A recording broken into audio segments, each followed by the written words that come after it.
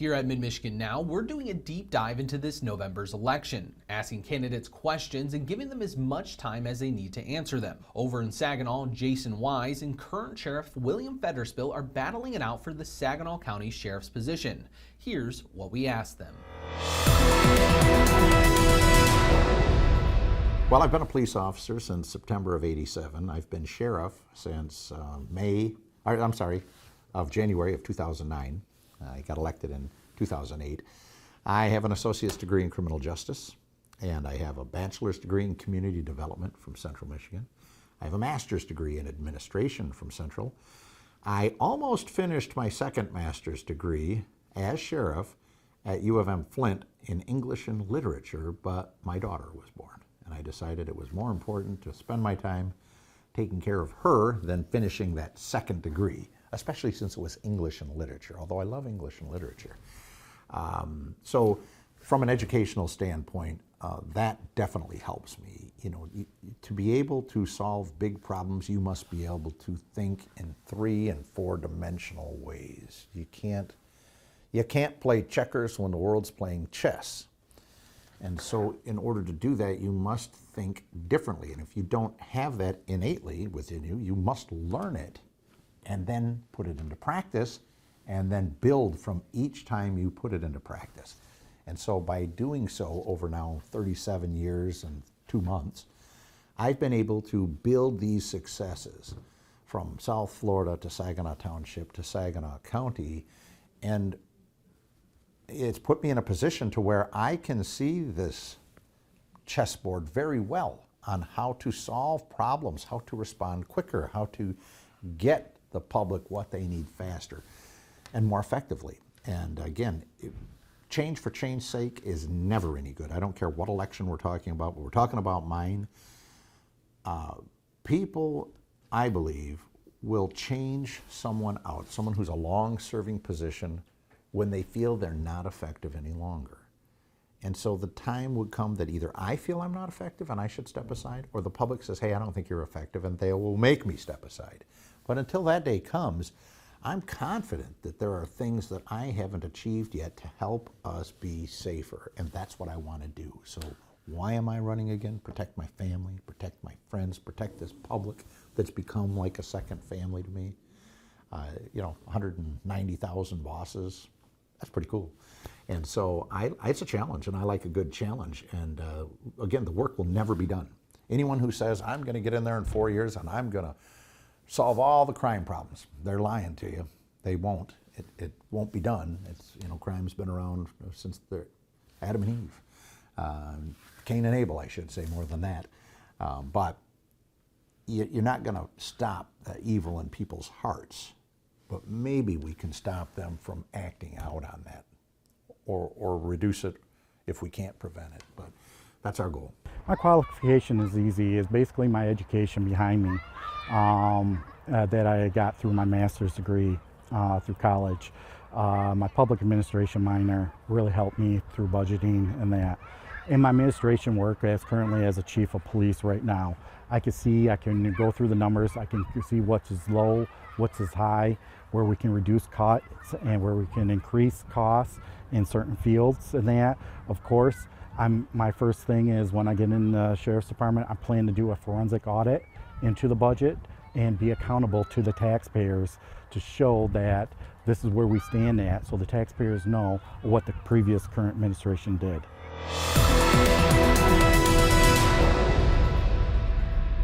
I think it's very important. My 25 years in law enforcement, since I worked in Saginaw County, I have seen the staff level from 28 road deputies all the way reduced down to 9 currently. And the morale at being at its lowest peak in that, they are not going to retain deputies. I feel like if Federspiel wins again, this might be another loss of deputies, a round of deputies, where he might lose additional 3 or 4 because of their political beliefs in that. And this is the current staff, what's in there right now. I believe this is so important for Saginaw County residents. If we need a change so we can fight the crime rates, to reduce our crimes, class 1 especially, homicides, and basically account for our budget, wasteful spending. Basically, he currently has a deputy driving a patrol car, a privileged deputy, rope deputy, driving his own patrol car home 3 counties away south of Livonia in Livingston County, between Ann Arbor and Lansing, and we're paying for that. I mean, when do we say enough is enough? I know, basically, people at home have to realize, do they really want to keep on paying for this kind of wasteful on our taxpayers? Well, I'm running again. I have 2 kids, and they came later on in my life. And so I have a 9-year-old and 11-year-old, and they're in school here in Saginaw County. Of course I want to be the sheriff of my county, where my family lives. I want to be able to protect people. I'm not ready for retirement. I want to work. I want to do things, all the things that I've been doing, build upon it. You know, I was able to build this jail without raising any new taxes. And it's the only time in this country I've ever found anyone who's been able to do that. I'm proud of that. I'm very proud of that. I've gone and talked to groups across this country who say, how did you do it and how can we do it? And I went to Terre Haute, Indiana. Some commissioners said, we read about your jail.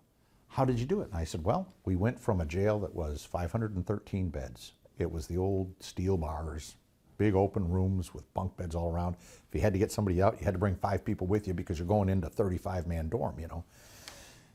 And so we needed a lot of personnel, but it was dangerous for us, dangerous for the inmates. The commissioners knew we needed a building.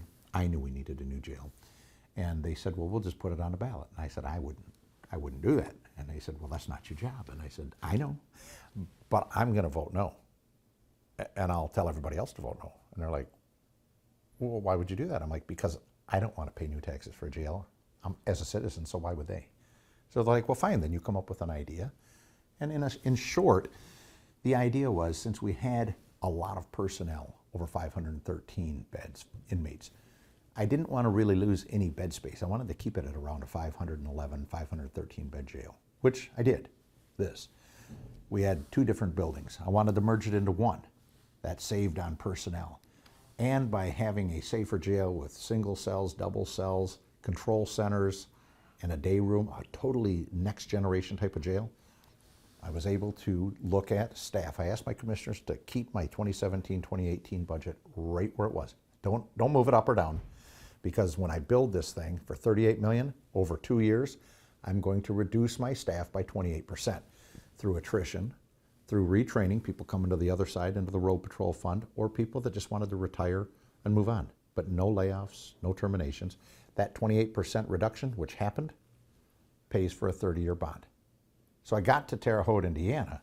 I told that story. The sheriff, who wasn't there, and I realized how important not having term limits are. I was actually in my 3rd term, headed to my 4th term. Had I been term limited to 2 terms, much like our president, much like other sheriffs in other states, I would have never been able to accomplish this. It took me 12 years of building relationships with the public, with the commissioners, to get this done. And I worked with the commissioners. They supported it. They loved the idea. And so, you know, to have, and we have a great administrator, Mary Catherine Hanna, she's fabulous. So to have those relationships, even though I don't answer to them, they don't answer to me, but we work together, it was a fantastic opportunity for this building to be built, and again, to do it without raising any new taxes. People still call me and say, I don't believe it's true. I'm like, well, believe it, because it's black and white. It's there. You didn't have to pay new taxes. If I ever have to ask you for anything, I'll ask you for help for personnel, for deputies out on the road. That I will ask for if I need it. And I have. But to me, it's that relationship, so it's longevity. So why would I want to run again? I'm trying to get to that. Sorry, it's a longer answer. But because by building relationships, having successes, saying to the people, I value your pension, I value your Social Security, whatever you're making. I don't want to take any more money to build a jail. I know you don't want me to do it. So if I can do it this way, will you support it? And they said, absolutely. So then I do it. And now they're like, well, what's he going to do next? So now we're into the next. What am I going to do next? I don't know. We're going to maintain, we're going to manage the money, we're going to stay in the black, we're going to continue to put our deputies in positions to protect us. That's what I'm going to do, and only through those relationships that I have, knowing that the people support me, can I do these things, and do them quick. I want voters to know that I'm going to work hard for them each and every day. I would not run if I didn't feel that there was still work to be done. I mean, let's face it, we've been a county here in Saginaw since 1837. I'm the 40th sheriff of Saginaw County since 1837.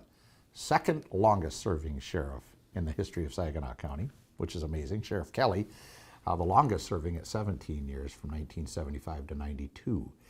But, you know, the work is never done. It's never done. Because as we could do a bang-up job, which we do. My staff does great things, and we, you know, make sure people are safe to the best of our abilities. Some people need to go to jail. Some people need to go to prison for the crimes that they commit.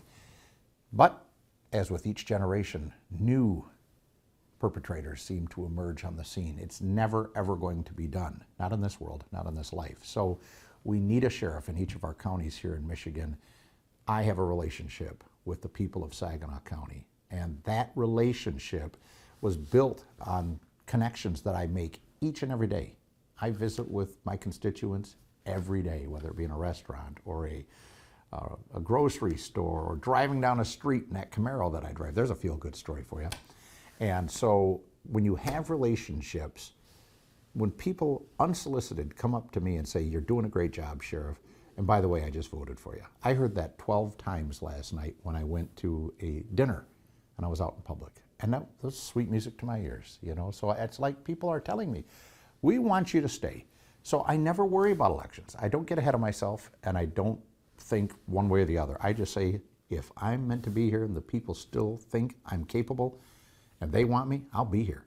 And if they don't, then I obviously didn't do a good enough job. But I believe they want me to be here. I'm going to keep working hard until the day that I'm not working here. Well, voters need to realize, you know, that Sheriff Bill Fettersfield, over his years, he will say that he never raised taxes, which he actually did in 2016. He raised a 0.205. We're currently paying a 1.75 mil right now. That generates about $10.3 million to the Sheriff's Department, with revenue up to $12.3 million in that. A lot of people don't know the general actual costs. With that, we currently have a road staff of road patrol at about 2 to 3 deputies per shift, sometimes 0 if they have to do prisoners transports. That is unheard of, you know, with the $10.3 million. You know, this is why we need to make a change in Saginaw County. It's basically we have to target the high crime rate. And I am willing to bring the DEPs into the city. Everyone pays a tax of that county tax that needs to be serviced. For the latest on this November's election, you can find it on our website at MidMichiganNow.com. Reporting at the digital desk, Kyle Macon, Mid-Michigan Now.